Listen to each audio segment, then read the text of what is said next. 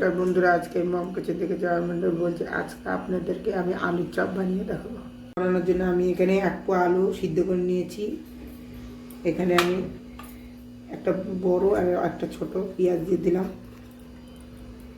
এখানে রসুন কুচি, লঙ্কা কুচি, ধনিয়া পাতা কুচি, আদা কুচি সব দিয়ে দিব।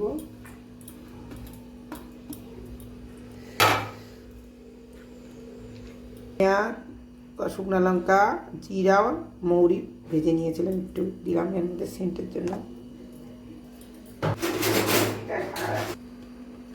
টেস্টের জন্য অল্প একটু লবণ দিলাম।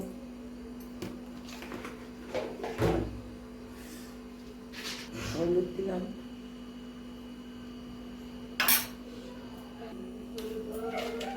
অল্প একটু লঙ্কার গুঁড়া দিয়ে দিব, কারণ ভাজা লঙ্কা কাঁচা লঙ্কা আছে।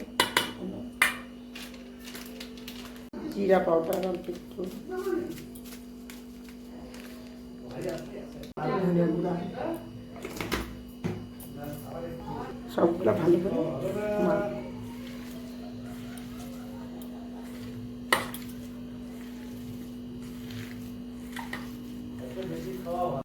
একটু আলু মাখাটা নরম হয়েছে বলে আমি অল্প একটু বেসন দিলাম। দেখো তো বুনি এইভাবে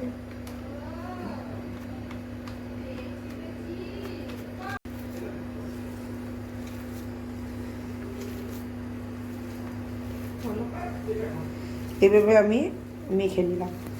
এখন আমি চপের আকারে বানিয়ে নিব।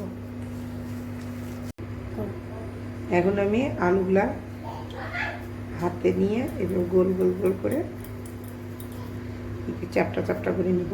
আলুর চপে এভাবে বানিয়ে নেব সব। এভাবে চপগুলা বানিয়ে নিয়েছি। তেল গরম হয়ে গেছে, এখন তেলের মধ্যে ছেড়ে দেব।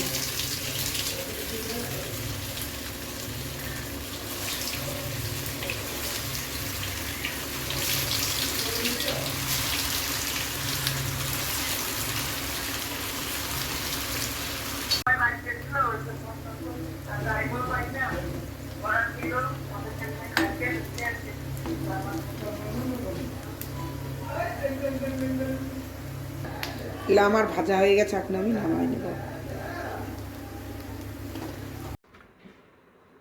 আমার ভিডিওটা পছন্দ হলে লাইক, শেয়ার, সাবস্ক্রাইব করবেন।